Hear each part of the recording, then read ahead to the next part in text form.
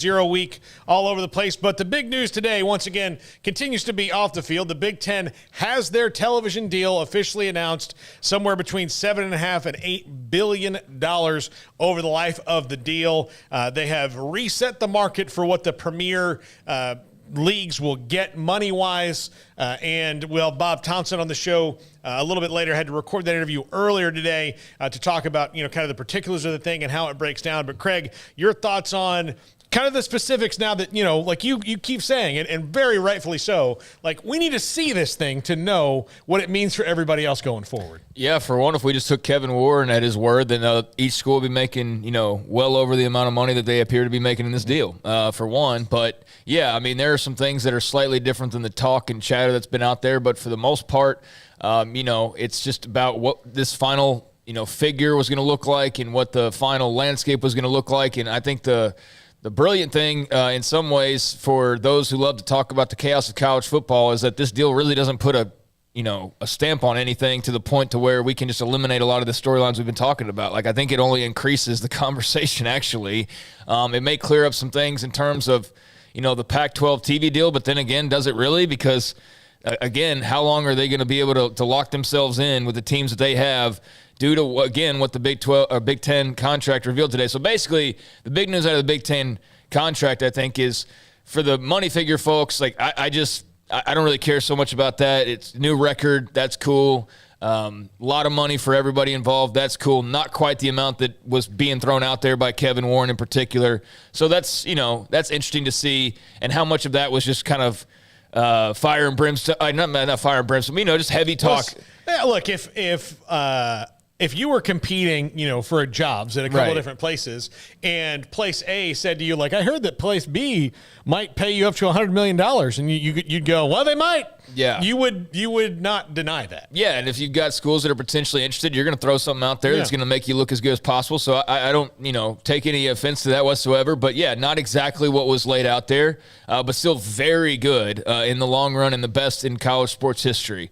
But for how long that's going to stand? A few years, yes. But after that, I mean, all of a sudden, folks, we're looking at the 2030s as like mass chaos because, now that the ACC deal is going to line up pretty well with this Big Ten deal. And due to its length that we've learned today, we've learned, as well, you look around that, the Big 12's deal could, in fact, then be made to where it expires sometime in that same range. So we could see, and then the SEC deal will be coming up eventually as well. So we could see. Well, theirs is 2032, I think. So we could see, like, all of the schools, much like it sort of came to be these last couple of years where everybody was sort of coming up at the same time, the exact same scenario playing out just 10 years later. Yeah. Is one of the first things that comes to mind for me. So those early 2030s now suddenly look very, very interesting. But I think the biggest thing that everybody was taking away from today that is listen to this show or just listen to Realignment Talk in general is how does it lay the landscape for the Big Ten in particular with expansion moving forward? And did we learn today that Notre Dame's completely off the table? No, we did not. Did we learn today that the Pac-12 is safe and secure and they can go negotiate a deal with a 20-year grant rights? No, that's not going to happen because Kevin Warren has very much left the door open to further expansion and, to the point where, everybody's back to the drawing board. I'm like, okay, who could that be? And we're kind of having those conversations once again. And obviously a lot of that swirling around those Pac-12 schools in particular. So, yeah, I think as much as it got quiet here over the last week or two, and even then there was still plenty of chatter, we've now got the deal. We know it's worth a lot of money for the Big Ten schools, but we also know that the Big Ten is not necessarily completely full, and they could very well look to go gain some new territory over the coming years. And now I'm just fascinated to see, and I've been interested to see all day long the responses from folks out west and kind of how this landed in their laps. And, our buddy Jason Sheard out in Arizona has been very active, and Canzano, Willner, and all those folks, I don't see this as particularly great news for the Pac-12. That's my take on it. Beyond that, I don't know. All I do know is that there is plenty more of kind of what's been going on the last year, talking points-wise, that is going to be revisited once again many times over the coming years because we all know more is changing. And this just, to me, lets the door stay cracked for more changes in the future. Yeah, what I would make me nervous is if I was the Pac-12 and to a lesser extent the Big 12. Because, again, the Big 12 TV is coming up. I mean, they feel good right now, but even in all that, if the Big Ten came calling because they decided they wanted to get a foothold in Texas, I'm sure people would answer the phone.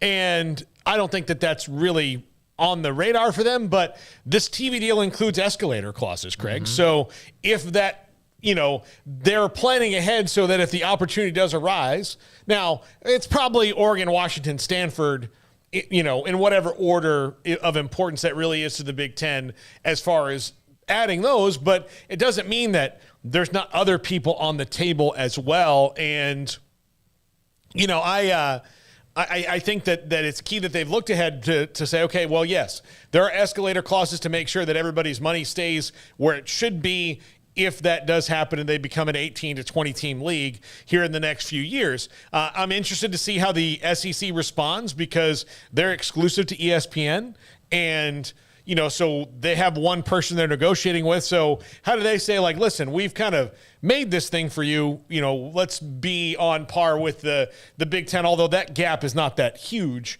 It's not as huge as it is between the ACC and the Big Ten and the, Big 12 and the Big Ten and the Pac-12 and the Big Ten. So those will get negotiated out. But the escalator clauses is an interesting thing to me as we look at the deal, because it's clear they're saying, like, look, we're ready for it. If Notre Dame joins, which again, Notre Dame will not join until both the money and the playoff thing become a factor. And I don't think that, that will ever be a factor, because why would they if they expand the playoff and take out automatic qualifiers for it and just mean if you're somewhere in the top 12 based on the rules, well, why would you have to be in a conference if there's no automatic qualifiers? So why would Notre Dame have to join in a 12 or 16 team playoff where winning a conference or being in a conference doesn't matter to anybody?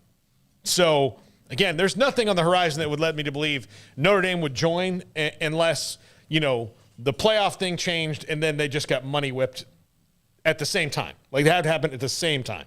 Yeah, and I mean, we need to see what exactly the final, tally looks like. I know that there are definitely some things that we're still not quite 100%, locked in on in terms of money figures and what that's going to mean for everybody involved. But yeah, I mean, Notre Dame's still a definite wild card that remains in play. That is not looking like it's going to be settled and just set in stone. It's going to be still that kind of moving wild card that people are going to have that target on, and obviously has a lot of sway.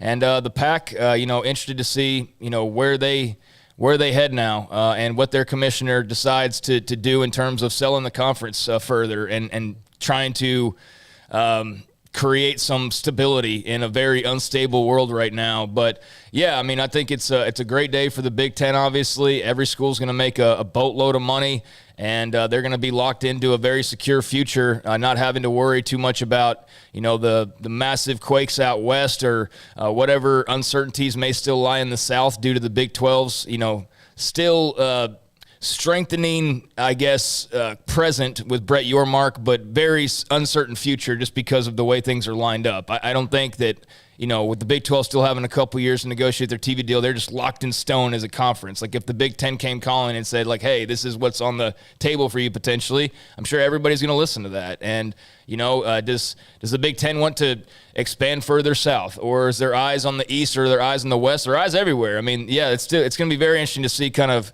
the shifting pieces of the chessboard now that this massive move has been finally made. So, yeah, Big Ten is raking in the dough, and Kevin Warren, you've got to salute him and just say job well done. Yeah, there's only two places where the Big Ten really isn't, and that's in the Pacific Northwest and in the Southeast. They're not really there. I mean, I guess you can say Maryland is a little bit in the Southeast, but I think that's more Middle America. That's really stretching it. Yeah, I mean, that's so.